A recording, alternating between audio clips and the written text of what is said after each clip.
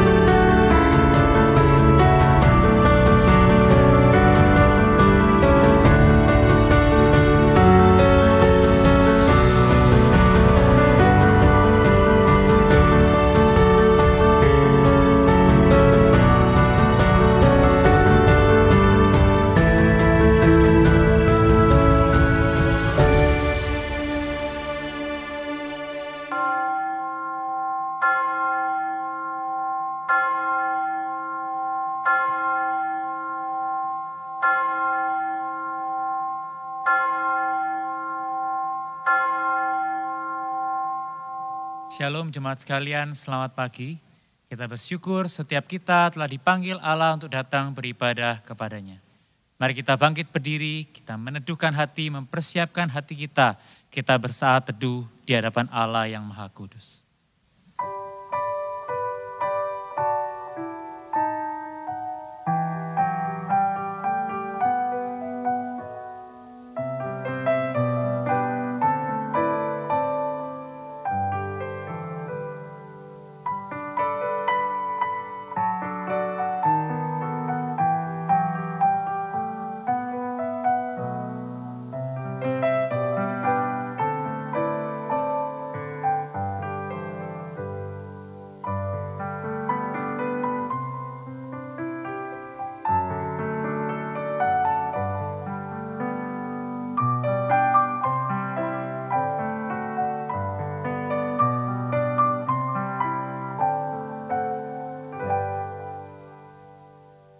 Pertolongan kita adalah dalam nama Tuhan yang menjadikan langit dan bumi. Turunlah atas kita sekalian, damai sejahtera dari Allah Bapa, Putra, dan Roh Kudus. Amin.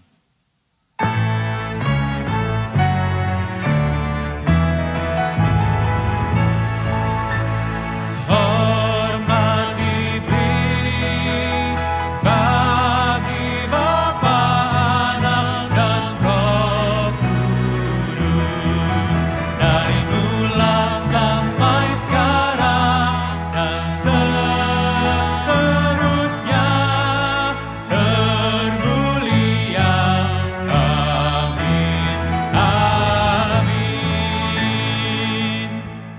Bersorak-soraklah bagi Tuhan, hai seluruh bumi. Beribadalah kepada Tuhan dengan sukacita. Datanglah ke hadapannya dengan sorak-sorai. Ketahuilah bahwa Tuhanlah Allah. Dialah yang menjadikan kita dan punya dialah kita, umatnya dan kawanan domba gembalaannya. Masuklah melalui pintu gerbangnya dengan nyanyian syukur, ke dalam pelataranya dengan puji-pujian. Bersyukurlah kepadanya dan pujilah namanya. Sebab Tuhan itu baik, kasih setianya untuk selama-lamanya, dan kesetiaannya tetap turun-temurun. Allah yang penuh kuasa itu Allah yang mengundang kita beribadah kepadanya. Di hadapan tahta anak domba itu kita berdiri. Oleh karena perlayakannya semata kita memuji meninggikan Tuhan. Mari kita tinggikan dia, angkat suara kita hanya bagi dia. Ku berdiri di tengah umat-Mu, dari segala suku bangsa. Kami umat-Mu telah ditebus dan telah diselamatkan. Tiada kata layak untuk ku berikan, tiada kata untuk memuji-Mu, tapi ku kan bersorak segenap hati dan kekuatanku. Haleluya bagi Dia, haleluya, haleluya bagi anak domba. Haleluya, haleluya, darahnya meneguhkan setiap lidah, suku, bangsa, semua makhluk dan pulau. Berikan glory, berikan hormat, beri pujian bagi anak domba. Angkat suara kita, puji Dia. Ku berdiri di tengah umat-Mu, dari segala suku bangsa. Kami umat-Mu telah ditebus dan telah diselamatkan. Tiada kata layak untuk ku berikan, tiada kata untuk memuji-Mu, tapi ku kan bersorak segenap hati dan kekuatanku. Haleluya, haleluya bagi anak domba. Haleluya, haleluya, darahnya meneguhkan setiap lidah, suku, bangsa, semua makhluk dan pulau. Berikan glory, berikan hormat, beri puji. Haleluya to the Lamb. Haleluya, haleluya, haleluya to the Lamb. Haleluya, haleluya, by the blood of Christ we stand. Every tongue, every tribe, every people, every land, giving glory, giving honor, giving praise unto the Lamb of God. Giving praise unto the Lamb of God. Jesus Christ, Lamb of God.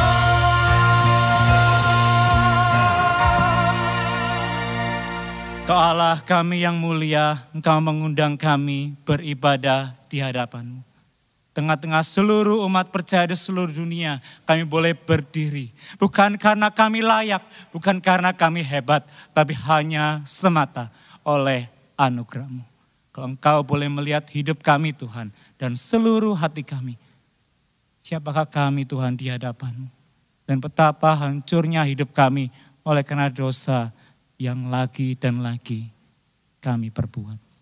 Oleh itu kami datang bukan dengan hati yang tinggi, Tapi pagi ini kami datang dengan hati yang rendah. Mohon Kau membasuh kami, memulihkan hidup kami, mengampuni setiap dosa yang kami lakukan.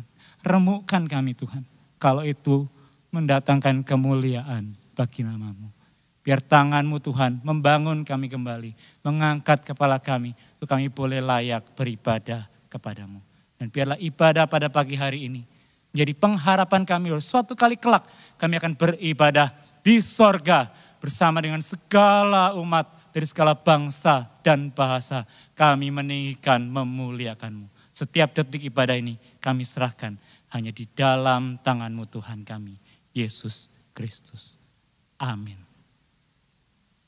Berita anugerah bagi setiap kita terambil dari Mazmur 103 ayat 10 sampai 14. Tidak dilakukannya kepada kita setimpal dengan dosa kita, dan tidak dibalasnya kepada kita setimpal dengan kesalahan kita, tetapi setinggi langit di atas bumi. Demikian besarnya kasih setianya atas orang-orang yang takut akan Dia. Sejauh timur dari barat, demikian dijauhkannya pada kita segala pelanggaran kita. Seperti Bapa sayang kepada anaknya, demikian Tuhan sayang kepada orang-orang yang takut akan Dia. Sebab Dia sendiri tahu apa kita, Dia ingat bahwa kita ini debu. Silakan duduk. Setiap kita adalah debu, kita berlumur dosa. Tapi Tuhan yang baik itu memandang kita berharga dan layak. Mari kita mengangkat hati kita, mensyukuri Tuhan yang baik itu. Tuhan yang mengasihi. Menaikkan pujian, Allah sanggup, Allah sanggup. Angkat suara kita puji Dia. Apa yang tak pernah dilihat mata, yang tak pernah didengar telinga, yang tak pernah timbul di dalam hati, semua disediakannya bagi yang mengasihi Dia. Allah sanggup melakukan segala perkara, dulu, sekarang, dan selamanya. Kuasa-Nya tidak berubah. Allah sanggup melakukan segala perkara, dulu, sekarang, dan selamanya. Kuasa-Nya tak berubah. Amin. Puji Dia dengan segenap kekuatan. Puji Dia. Apa yang tak pernah dilihat mata, tak pernah didengar telinga. Apa yang tak pernah dilihat mata, yang tak pernah didengar telinga, yang tak pernah timbul di dalam hati, semua disediakannya bagi yang mengasihi Dia. Allah sanggup melakukan segala perkara, dulu, sekarang, dan selamanya. Kuasa-Nya tidak berubah.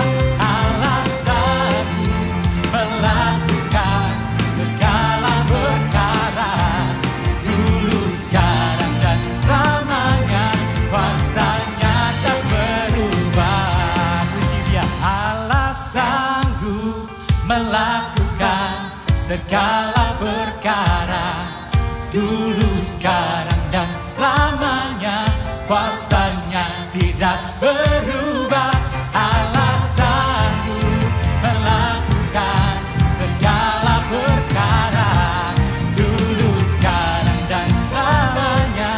Kuasa-Nya tak berubah, dulu, sekarang, dan selamanya. Kuasa-Nya tak berubah, dulu, sekarang, dan selamanya. Kuasa-Nya tak berubah. Di tangan Allah yang penuh kuasa itu, Ia Allah yang menuntun setiap kita. Ia Allah yang baik dan mengasihi kita. Sebelum kita menaikkan doa-doa kita kepada Tuhan, mari kita mempersiapkan hati kita, menaikkan pujian. Yesus, Kau sungguh baik. banyak hal yang Tuhan kerjakan dalam hidup kita, yang patut kita syukuri. Mari datang membawa hati bersyukur kepada Dia yang baik, yang menuntun hidup kita. Yesus, Kau sungguh baik. Yesus, nama-Mu indah. Yesus, ku cintakan selalu, ku tinggikan, ku agungkan selamanya. Yesus, Yesus, Kau sungguh baik. Yesus, nama-Mu indah. Yesus, ku cintakan selalu, ku tinggikan, ku agungkan selamanya.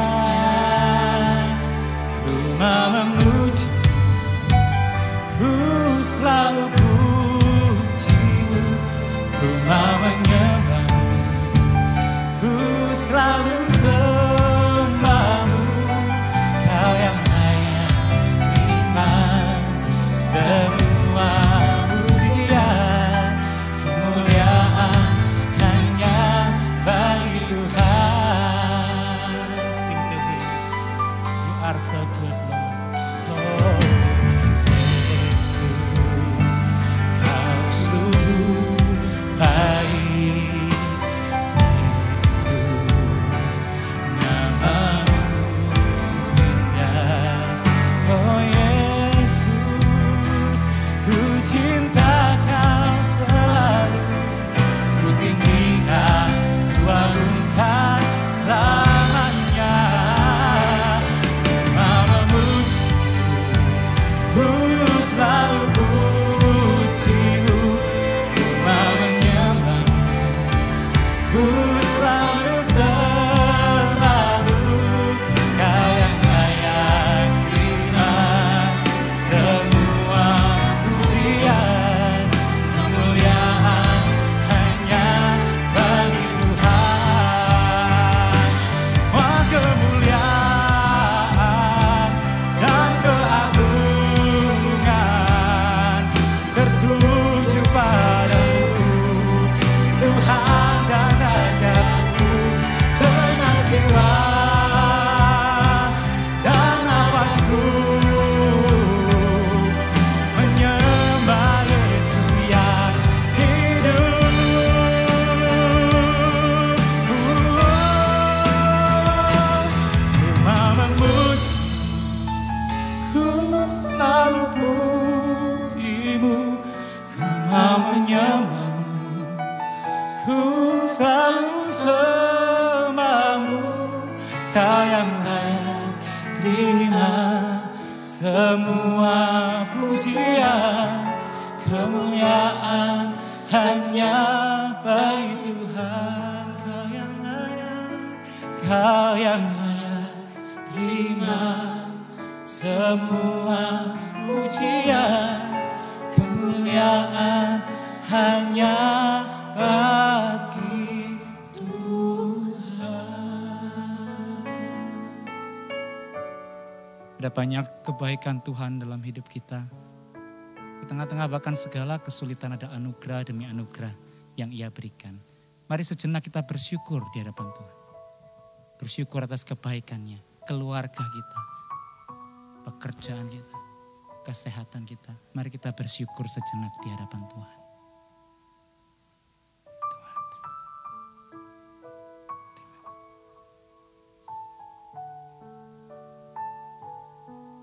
Mari saat ini kita juga bersama-sama membawa doa-doa pribadi kita masing-masing ke hadapan Tuhan. Doa keluarga, pekerjaan, kesehatan, pelayanan, mari kita datang membawa doa pribadi kita. Bagi Dia, Yesus yang baik, mari kita berdoa. Tuhan.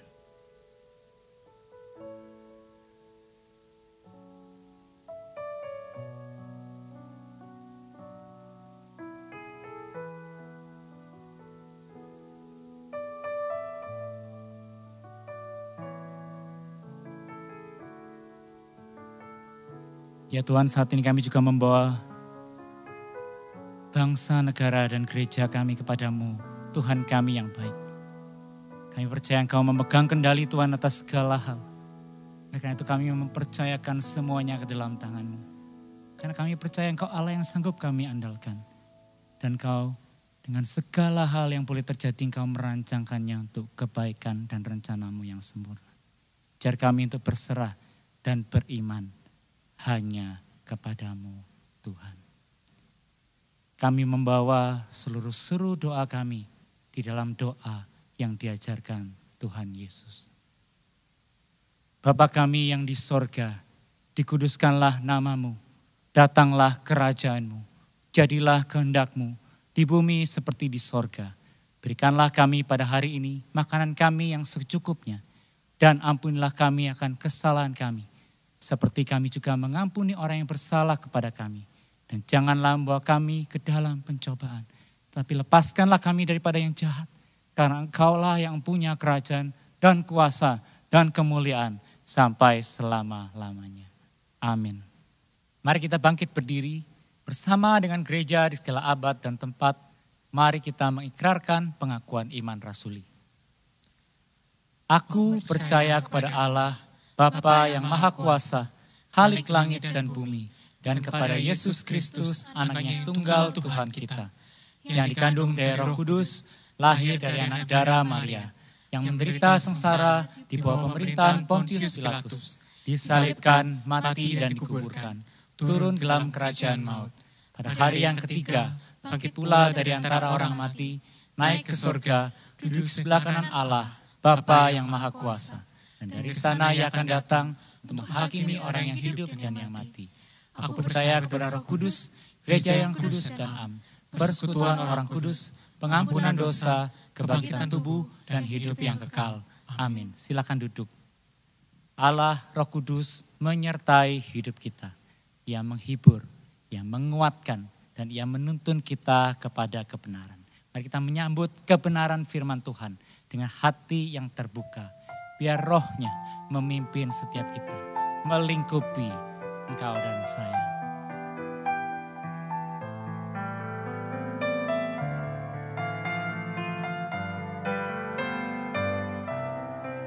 Biarlah Yesus melingkupi kita dengan roh dan kasih-Nya. Biarlah Dia memuaskan dahaga jiwa kita. Angkat hatimu, angkat suaramu. Pujikan, pujikan. Biarlah Yesus lingkupimu dengan roh dan kasih-Nya, dan memuaskan dahaga jiwamu. Biarlah Dia angkat bebanmu, memulihkan hidupmu, tak merpati Roh-Nya turun atasmu. Yesus, Yesus, oh Yesus, lawatlah umat-Mu. Yesus, oh Yesus, tuntun domba-Mu.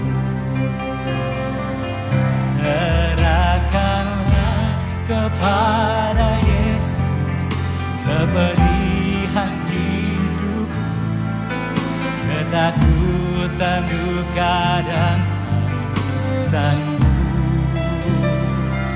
Roh-Nya akan datang menghibur, menenangkan hatimu, tegar hadapi hidup bersamanya.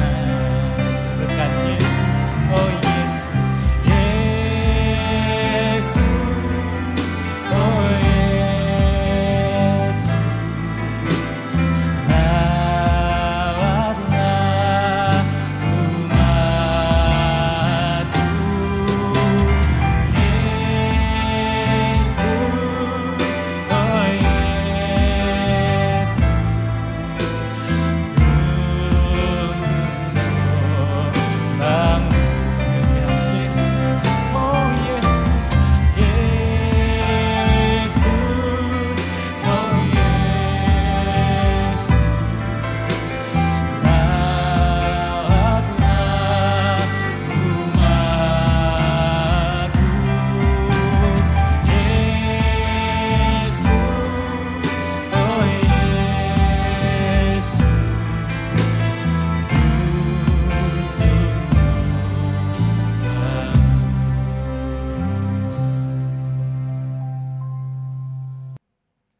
Selamat pagi saudara yang dikasihi oleh Tuhan.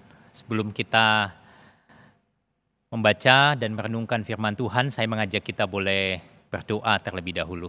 Mari kita berdoa. Tuhan, terima kasih untuk hari Minggu di mana kami boleh kembali bersekutu bersama-sama dengan saudara seiman kami, bersekutu bersama dengan keluarga kami.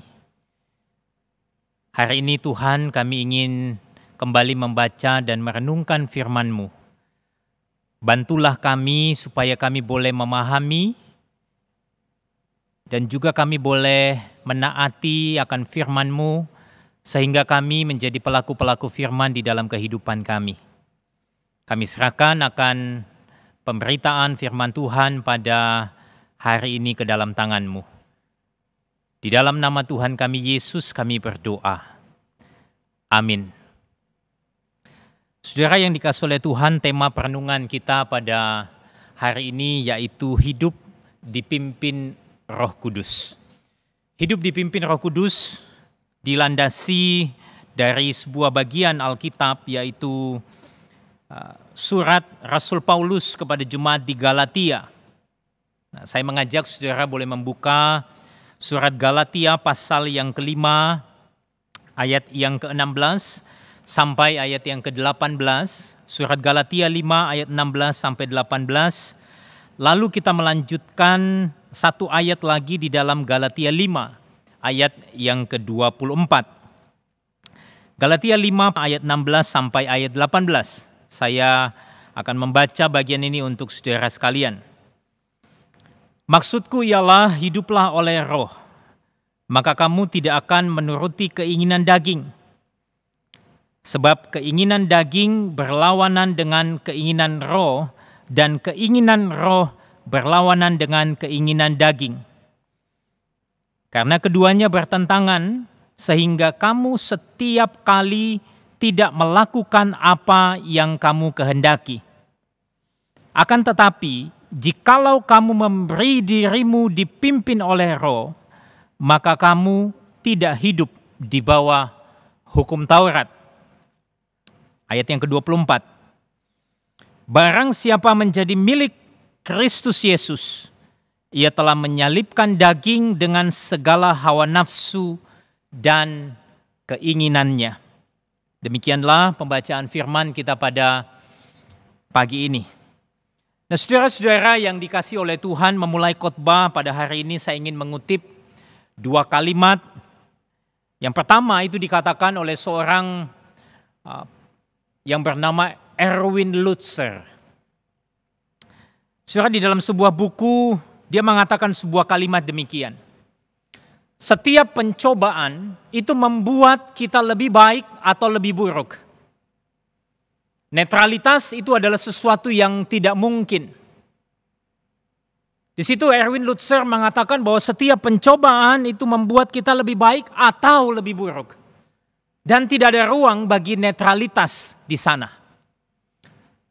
Nah, kalimat yang kedua itu juga dikatakan oleh seorang tokoh yang tentu kita kenal yang bernama C.S. Lewis.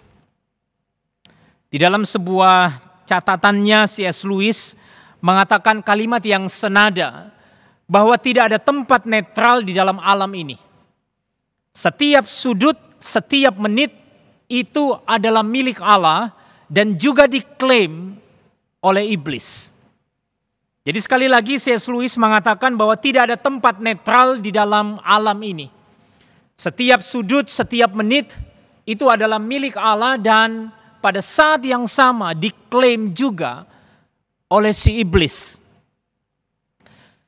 Nah, saudara-saudara yang dikasihi oleh Tuhan, dua kalimat ini menyadarkan saya akan satu hal yang pasti, bahwa sesungguhnya tidak ada ruang bagi netralitas di dalam dunia ini.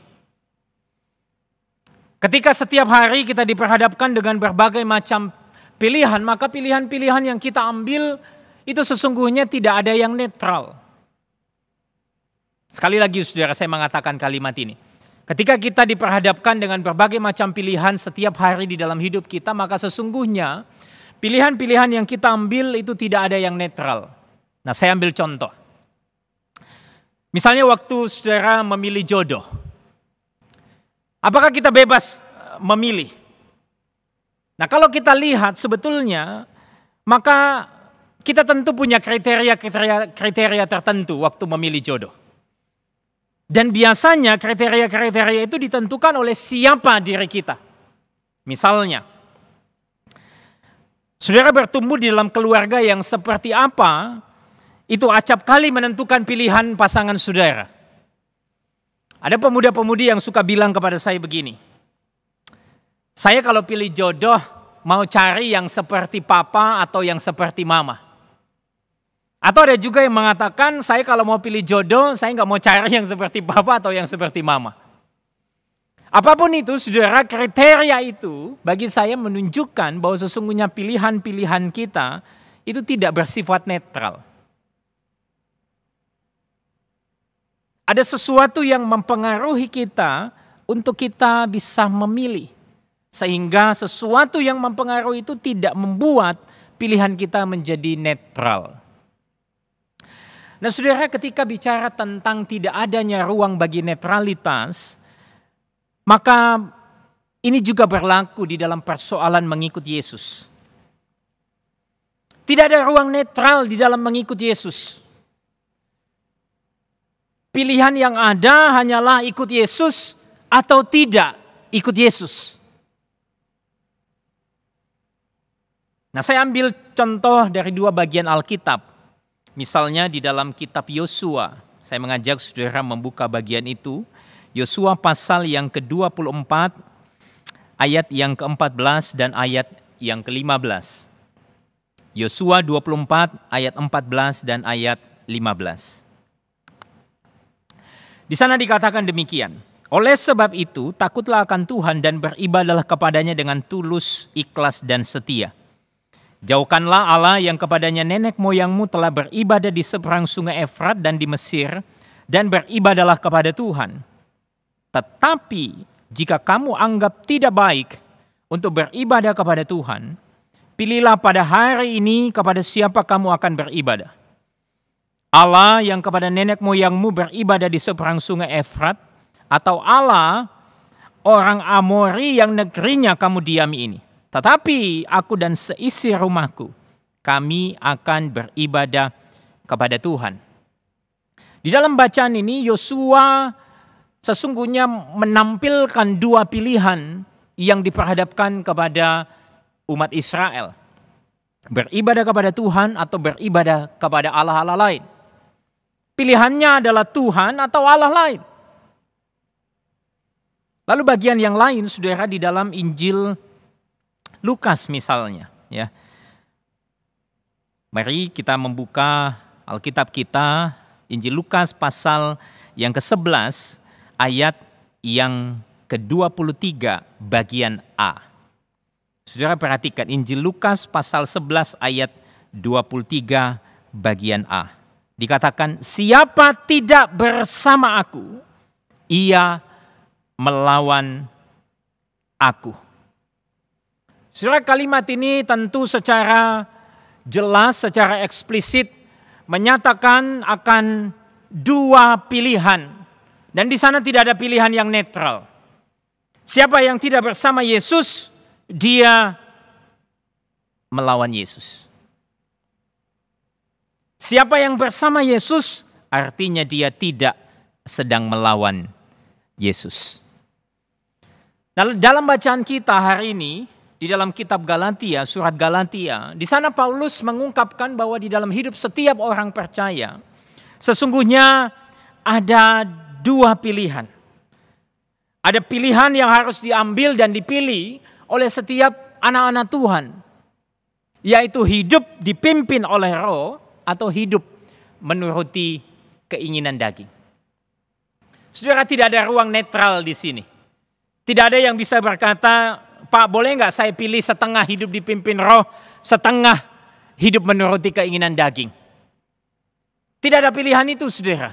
Yang ada hanyalah hidup dipimpin oleh Roh atau hidup menuruti keinginan daging. Nah, jika demikian, saudara, saya rasa kita perlu bertanya di dalam perundangan ini.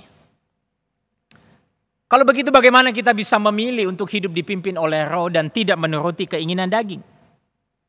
Bagaimana kita bisa memilih hidup dipimpin oleh Roh atau hidup dipimpin oleh keinginan daging? Bagaimana kita bisa memilih itu?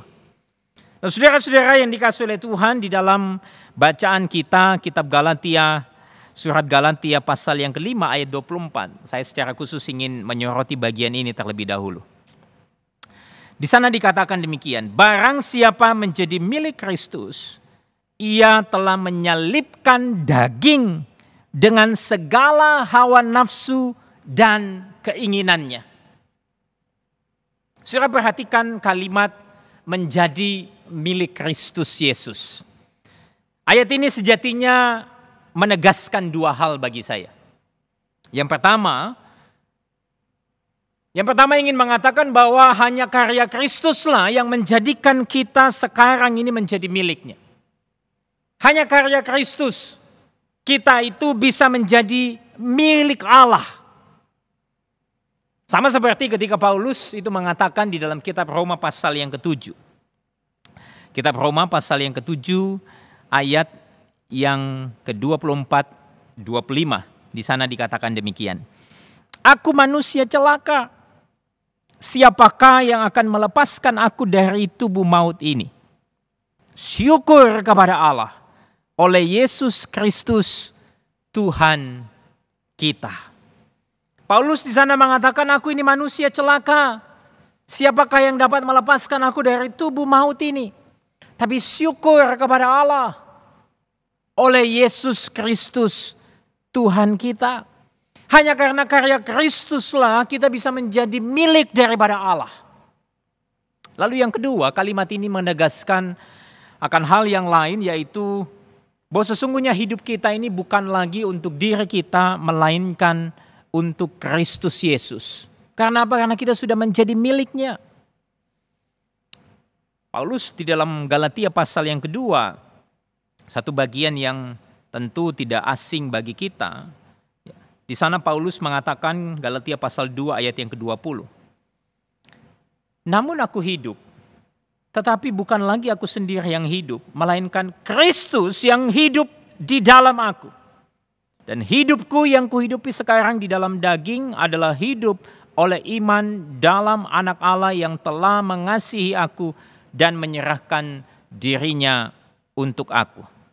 Paulus di sini dengan sangat jelas mengatakan ketika kita menjadi milik Allah, milik Kristus, kita bukan lagi hidup untuk diri kita sendiri, tetapi untuk Dia yang telah mengasihi dan telah menyerahkan hidupnya untuk kita. Jadi saudara, jelas bahwa waktu kita bisa memilih hidup untuk dipimpin oleh Roh, sesungguhnya itu karena kita sudah menjadi milik Kristus. Ada seorang penafsir yang mengatakan sebuah kalimat demikian. Karena kematian Kristus, orang percaya berpindah dari milik di dalam Adam, in Adam, kepada milik di dalam Kristus, in Christ. Allah telah memutuskan ikatan masa lalu kita dan Kristus itu menjadi leluhur kita yang baru. Itulah sebabnya Paulus acap kali merujuk keberadaan orang percaya sebagai orang-orang yang ada in Christ, di dalam Kristus.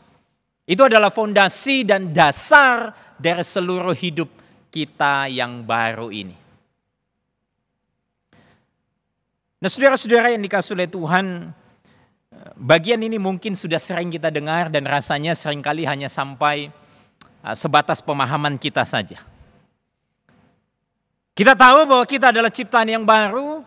Kita tahu bahwa kita ini adalah anak-anak Allah yang menjadi milik Allah. Lalu apa? Apa selanjutnya? Nah, saudara, untuk memahami secara sederhana ini, izinkan saya menjelaskan ini dengan ilustrasi seperti ini. Saudara, bayangkan seorang anak yang diadopsi oleh keluarga raja dari keluarga budak. Sebagaimana yang kita tahu, seorang budak atau keluarga budak itu sesungguhnya tidak punya hak atas dirinya. Seorang budak bahkan tidak punya nilai atas dirinya sendiri. Tetapi ketika seorang anak yang berasal dari keluarga budak ini diadopsi oleh keluarga kerajaan, maka yang terjadi itu adalah sebuah perubahan. Sebuah perubahan yang radikal, sekalipun rupa anak ini mungkin tidak berubah. Tetapi anak ini punya hak waris atas kekayaan dari keluarga tersebut dan hidupnya itu menjadi bernilai. Saudara, sama halnya dengan hidup kita sekarang ini. Dahulu kita ini masih menjadi budak dosa dan hidup kita itu hanya semata-mata ingin membuahkan keinginan-keinginan dosa. Tetapi ketika kita sudah menjadi milik Kristus, maka kita tidak lagi hidup di bawah dosa, tapi justru kita mampu untuk menghasilkan buah roh secara nyata. Sebagaimana yang dikatakan di dalam Galatia pasal 5 ayat 22 dan 23 di sana. Kalau kita hidup di bawah pimpinan roh, maka kita akan menghasilkan buah roh. Dan itulah yang menjadi sebuah perubahan di dalam kehidupan kita. Tetapi saudaraku, itu bukan berarti bahwa dosa itu sudah lenyap dari hidup kita untuk selama-lamanya. Kita tentu masih bergumul dengan dosa. Dan satu kali Rasul Paulus di dalam Roma pasal 15, pasal 7. Ya, saya mengajak saudara membuka bagian itu, Roma pasal yang ke-7.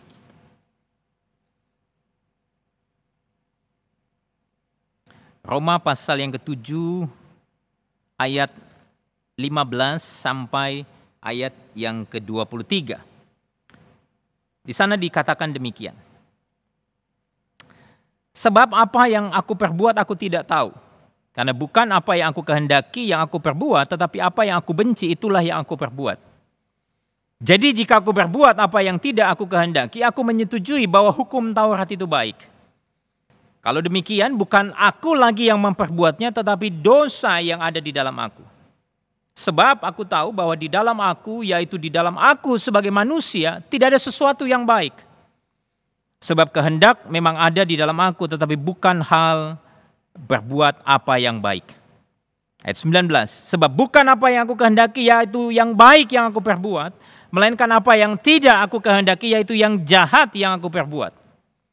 Jadi jika aku berbuat apa yang tidak aku kehendaki, maka bukan lagi aku yang memperbuatnya, tetapi dosa yang diam di dalam aku. Ayat 21, demikianlah aku dapati hukum ini. Jika aku menghendaki berbuat apa yang baik, yang jahat itu ada padaku. Sebab di dalam batinku aku suka akan hukum Allah. Tetapi di dalam anggota-anggota tubuhku aku melihat hukum lain yang berjuang melawan hukum akal budiku. Dan membuat aku menjadi tawanan hukum dosa yang ada di dalam anggota-anggota tubuhku.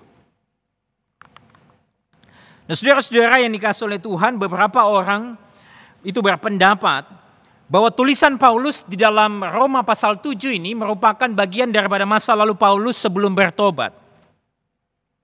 Oleh karena apa? Paulus di sana mengungkapkan akan keberadaan dosa di dalam dirinya. Tetapi saudara, saya tidak sependapat dengan hal ini. Oleh karena apa? Oleh karena ketika kita menelusuri kata demi kata yang dipakai, yang dituliskan oleh Paulus di dalam bagian ini, itu sangat kontras dengan perikop sebelumnya di dalam Roma pasal 7, ya, khususnya ayat yang ke-7 sampai ayat yang ke-13. Di dalam bagian yang kita baca Roma 7 ayat 15 sampai 23 di sana, Paulus menggunakan sebuah tenses yang disebut yaitu present tense. Sedangkan di dalam perikop sebelumnya pasal 7 ayat 7 sampai 13 misalnya, di sana Paulus banyak menggunakan sebuah tenses yaitu past tense. Tetapi yang menarik saudara bagi saya adalah begini. Bahwa sesungguhnya persoalan dosa itu bukan persoalan dari sesuatu yang ada di luar, tetapi justru sesuatu yang ada di dalam. Bahwa sesungguhnya persoalan dosa itu bukanlah sesuatu yang ada di luar sana, tetapi justru sesuatu yang ada di dalam diri. Ada yang mengatakan sebuah kalimat begini. The problem is not simply temptation out there, but temptation in here. Paulus menjelaskan kalimat ini dengan tajam, bagian ini dengan tajam melalui kalimat yang dikatakan di dalam ayat 17 misalnya. Di sana dikatakan demikian.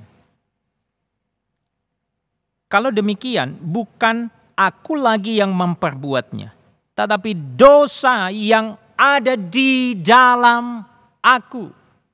Perhatikan frasa dosa yang ada di dalam aku itu diulang di dalam ayat yang ke-20. Di sana dikatakan, jadi jika aku berbuat apa yang tidak aku kehendaki, maka bukan lagi aku yang memperbuatnya, tetapi dosa yang diam di dalam aku. Saudara, Paulus di sini sedang ingin menunjukkan bahwa sesungguhnya pergumulan akan dosa itu hadir secara aktual di dalam diri setiap orang percaya. Kita anak-anak Tuhan yang sudah menjadi milik Kristus terus bergumul di dalam kehadiran dosa itu secara aktual di dalam diri kita. Lalu mungkin kita tanya, bagaimana kita bisa memahami karya kemenangan Kristus atas dosa? Bagaimana kita ini sebagai anak-anak Allah yang sudah menjadi milik Allah bisa mengalami kemenangan atas dosa? Jawabannya jelas, saudara, di dalam bacaan kita di dalam Galatia. Di sana diungkapkan bahwa sesungguhnya kehadiran dan kekuatan Roh Kuduslah yang menolong kita. Saya setuju sekali, saudara, dengan kalimat yang diungkapkan oleh Erwin Lutzer.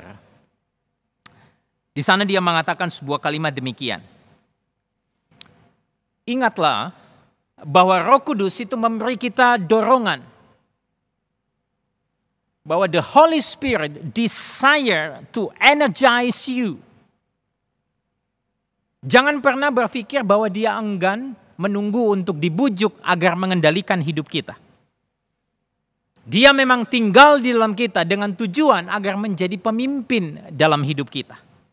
Tetapi dia, yaitu Roh Kudus, tidak akan menjalankan kuasanya terlepas dari iman kita. Nah, dia mengatakan sebuah kalimat terakhir demikian. If you ask him to control you, believe that he will. Kalau saudara meminta Roh Kudus untuk mengontrol hidup saudara, maka percayalah dia akan melakukannya di dalam hidup saudara. Dan hal ini yang dikatakan oleh Paulus di dalam Galatia pasal 24. Kalimat yang selanjutnya di sana dia katakan, ia telah menyalibkan daging dengan segala hawa nafsu dan keinginannya. Dalam bagian ini Paulus ingin mengingatkan kita bahwa sesungguhnya proses menyalibkan daging dengan segala hawa nafsu dan keinginannya itu adalah sebuah tindakan aktif yang harus dilakukan oleh setiap orang percaya sekalipun mereka sudah menjadi milik Kristus. Ini adalah sebuah tindakan aktif yang harus dilakukan oleh setiap kita sekalipun kita sudah menjadi milik Kristus. Itulah sebabnya perhatikan di dalam Galatia 5 ayat 16, ayat 18 di sana dikatakan hiduplah oleh Roh. Ayat 18 dikatakan akan tetapi jikalau kamu memberi dirimu dipimpin oleh Roh.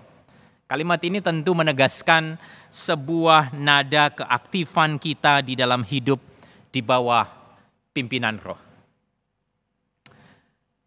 Nah, saudara-saudara yang dikasihi oleh Tuhan, nah bicara tentang tindakan aktif, maka saya rasa ini sesuatu yang perlu melibatkan keseriusan dari setiap kita untuk melawan keinginan daging dan segala hawa nafsu kita.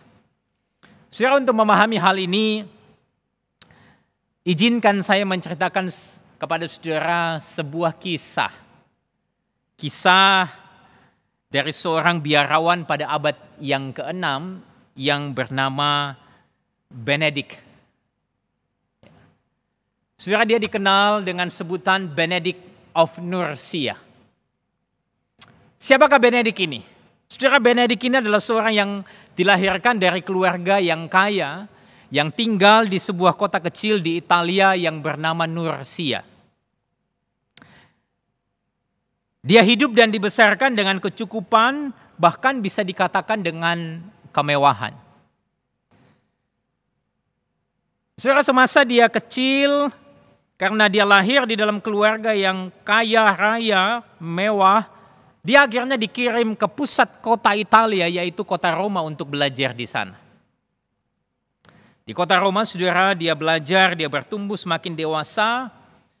Dia bertemu dengan orang-orang banyak di sekitar hidupnya. Dan sampai pada satu titik, saudara, dia sangat tidak tahan dengan kehidupan yang sangat korup dan hedon di kota Roma. Lalu singkat cerita, saudara, dia akhirnya memutuskan untuk meninggalkan kota Roma, lalu mencari sebuah tempat untuk menyendiri bersama dengan Tuhan. Lalu kemudian, saudara, dia menemukan sebuah tempat yang tepat untuk menyendiri, yaitu di sebuah gua, di sebuah bukit yang bernama Bukit Subiaco. Yang jaraknya kira-kira 80 km sebelah timur dari kota Roma. Saudara, apa yang terjadi di sana? Dan di gua itu, saudara, dia tinggal selama 3 tahun lamanya untuk menyendiri bersama-sama dengan Tuhan. Dia berdoa, entah mungkin dia berpuasa. Dan entah bagaimana, saudara, dia bisa survive, dia bisa bertahan hidup di sana dengan cukup lama. Yang menariknya, saudara, di dalam kesendiriannya itu, terkadang iblis itu sering menggodanya untuk kembali kepada kehidupannya yang mewah dan nyaman. Saudara, ketika godaan itu datang, saudara, berkali-kali dia bisa mengatasi godaan itu. Tetapi saudara, satu kali, iblis itu menggodanya dengan memperlihatkan kepadanya bayangan seorang wanita cantik yang pernah ia jumpai di kota Roma. Berulang kali, saudara, dia digoda untuk turun dari gunung itu dan kembali ke kota Roma untuk mencari wanita itu. Saudara, kalau tawaran kemewahan, kenyamanan itu berhasil, dia menangkan berkali-kali. Nah, kali ini, saudara, dia hampir gagal. Satu ketika, saudara, dia memutuskan untuk keluar dari gua itu dan pergi ke kota Roma. Untuk apa? Untuk menemui wanita yang pernah dia jumpai itu. Tetapi, saudara, di dalam perjalanannya dari Bukit Subiaco menuju kota Roma itu, tiba-tiba, saudara, ada sebuah perasaan menyesal yang dalam. Lalu di sana dia berhenti. Dan di tempat perhentiannya itu, saudara, dia melihat ada sebuah semak duri yang tajam. Lalu kemudian, saudara, dia membuka pakaiannya. Lalu dia melemparkan dirinya dan kemudian berguling-guling di atas semak yang tajam itu. Sehingga apa, saudara? Sehingga tubuhnya itu penuh dengan goresan, luka yang dalam yang membuat tubuhnya itu kesakitan. Nah, saudara, kisah ini saya ceritakan kepada saudara sebetulnya untuk menunjukkan adanya sebuah usaha yang serius untuk berjuang menang atas godaan. Dan hal itu, saudara, dinyatakan lewat tindakan asketis seperti pergi menyendiri bahkan sampai menyakiti diri. Tetapi, saudara, bagi anak-anak Tuhan, saya rasa ini bukan cara yang tepat bagi kita di dalam menyelesaikan persoalan keinginan daging dan hawa nafsu. Ini bukan cara yang tepat. Tetapi, saudara, yang ingin saya highlight di sini adalah keseriusan, kesungguhan di dalam berjuang melawan keinginan daging itu patut kita acungi jempol.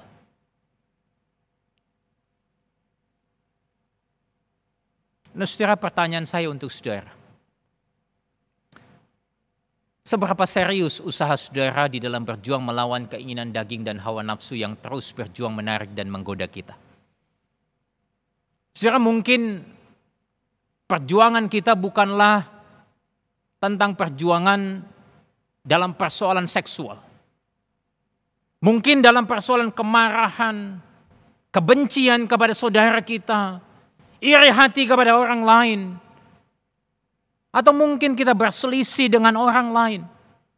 Nah, pertanyaan saya adalah seberapa serius saudara berjuang melawan keinginan daging itu yang terus menarik dan menggoda kita. Seperti yang saya katakan tadi bahwa sesungguhnya keseriusan ini menunjukkan wujud iman kita di dalam ketaatan yang aktif. Atau yang biasa disebut dengan active obedience.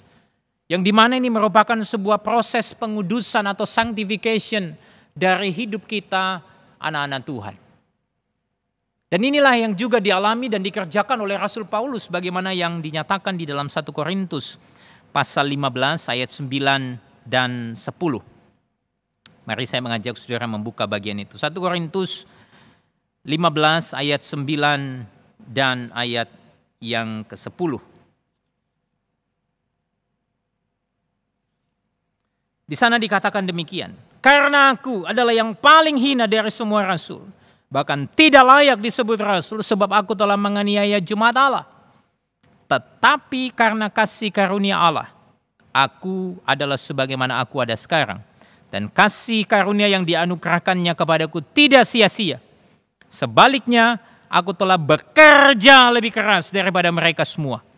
Tetapi bukannya aku, melainkan kasih karunia Allah yang menyertai aku. Nah, saudara-saudara yang dikasihi oleh Tuhan, di dalam kasih karunia yang Paulus terima, dikatakan bahwa dia bekerja lebih keras. Sesungguhnya keberadaan kasih karunia itu selalu menimbulkan dampak di dalam hidup kita. Sama seperti Paulus ketika dia menerima kasih karunia dari ketidaklayakannya sama seperti kita, dia katakan, aku itu bekerja lebih keras. Dalam hal ini saudara saya mengartikan bahwa sesungguhnya keberadaan kasih karunia itu selalu akan mendorong saudara untuk mau hidup dengan serius dan taat. Jadi saudara, kesimpulan saya pada hari ini adalah hidup yang dipimpin oleh Roh Kudus itu harus diawali dengan kasih karunia melalui Kristus Yesus dan dijalani dengan sikap ketaatan aktif di dalam proses pengudusan hidup. Jadi apa sih artinya hidup dipimpin oleh Roh Kudus dan bagaimana kita dipimpin oleh Roh Kudus? Itu tidak lain dan harus diawali dengan apa? Dengan kasih karunia melalui Kristus Yesus. Saudara harus terlebih dahulu menerima Kristus Yesus sebagai satu-satunya juru selamat di dalam hidup saudara. Dan itu tentunya akan mendorong saudara memberikan dampak di dalam hidup saudara. Dan saudara akan mau dengan rela hati untuk menjalani hidup saudara dengan ketaatan aktif. Sebagai sebuah tanda progressive sanctification daripada hidup setiap anak-anak Tuhan. Sebagai sebuah refleksi bagi kita pada hari ini saudara. Saya nggak tahu apa yang sedang saudara gumuli di dalam persoalan keinginan daging hawa nafsu. Tapi yang ingin saya tanyakan kepada saudara adalah, maukah saudara hidup di dalam anugerah dan kasih karunia Kristus Yesus? Yang kedua, saudara, maukah saudara dengan serius berkata, oh Tuhan, aku mau dipimpin oleh Roh-Mu. Aku mau taat, aku mau dengan serius berjuang melawan keinginan daging ini. Kalau saudara ingin berkata demikian, mari saya ajak saudara untuk berdoa. Kita datang kepada Yesus. Kita memohon anugerahnya. Mari kita berdoa.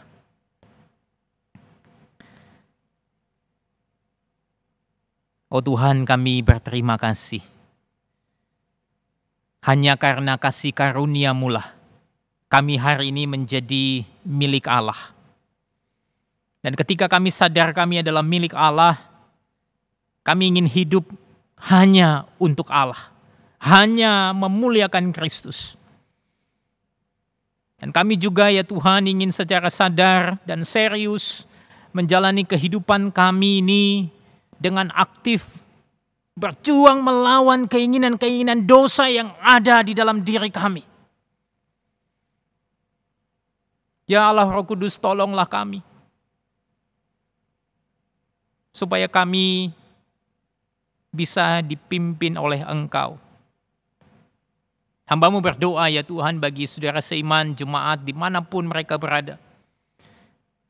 Biarlah kami semua bersama-sama bertekad untuk hidup sungguh-sungguh di hadapan Tuhan di dalam menjalani tahun yang baru ini. Kami tidak ingin mendukakan hati Tuhan. Kami tidak ingin mengecewakan Tuhan. Kami ingin terus berpegang kepada kasih karunia-Mu. Dan biarlah kami mau dipimpin oleh Roh-Mu. Terima kasih Tuhan, terpujilah Engkau. Dengarlah doa kami ini, di dalam nama Tuhan kami Yesus, kami berdoa. Amin. Tiba saatnya kita akan memberikan persembahan bagi Tuhan. Mari memberi yang terbaik bagi Dia. Mari memberi dengan penuh syukur dan sukacita. Persembahan dapat diberikan dengan cara scan QRIS atau transfer ke rekening gereja masing-masing.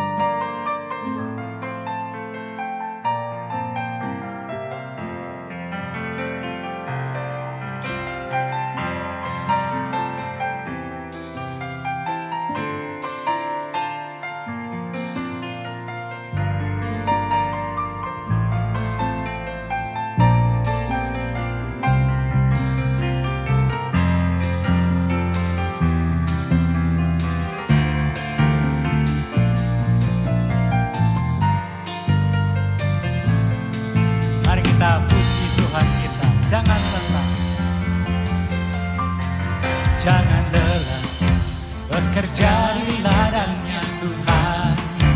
Roh Kudus yang beri kekuatan, yang mengajar dan menopang. Tiada lelah bekerja bersamanya Tuhan, yang selalu mencukupkan akan segalanya. Ratakan tanah bergelombang, timbunlah tanah yang berlubang, menjadi siap dibangun di atas dasar iman. Ratakan tanah bergelombang, timbunlah tanah yang berlubang, menjadi siap dibangun di atas dasar iman. Sekarang jangan bersyukur, jangan lelah bekerja di ladangnya Tuhan. Roh Kudus yang beri kekuatan, yang mengajar dan menopang. Tiada lelah bekerja bersamamu Tuhan, yang selalu mencukupkan akan segalanya. Ratakan tanah bergelombang, timbunlah tanah yang berlubang, menjadi siap dibangun di atas dasar iman. Ratakan tanah bergelombang, timbunlah tanah yang berlubang,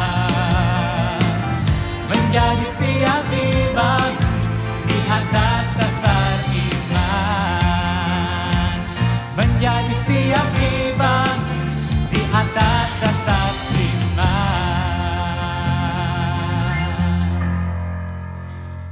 Mari kita bersama bangkit berdiri, kita akan membawa persembahan kita di dalam doa.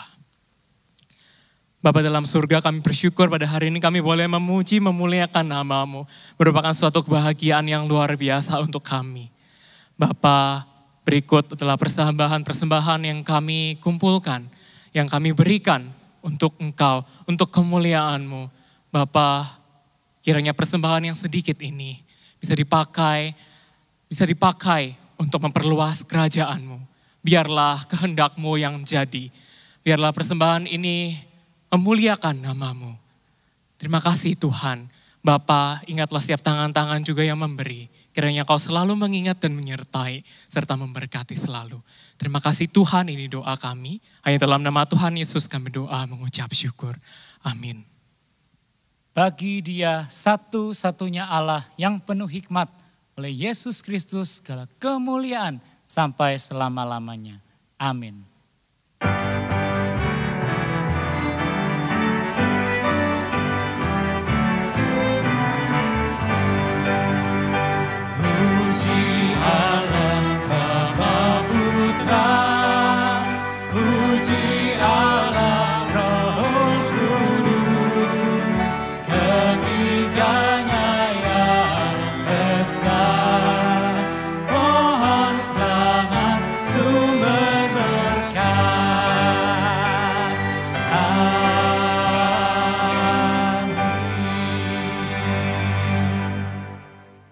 Bapak Ibu yang dikasihi Tuhan, kita akan mengakhiri ibadah kita pada hari ini.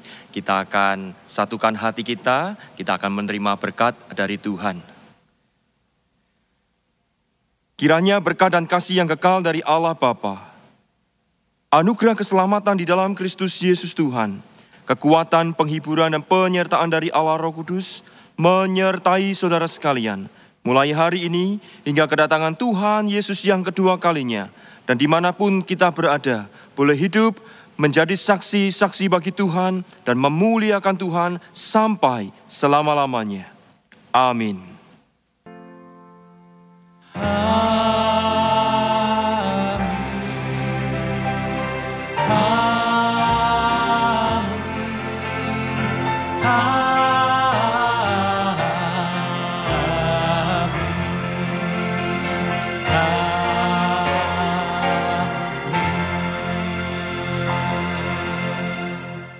Ibadah kita telah selesai, silakan duduk, mengambil waktu teduh. Tuhan Yesus memberkati.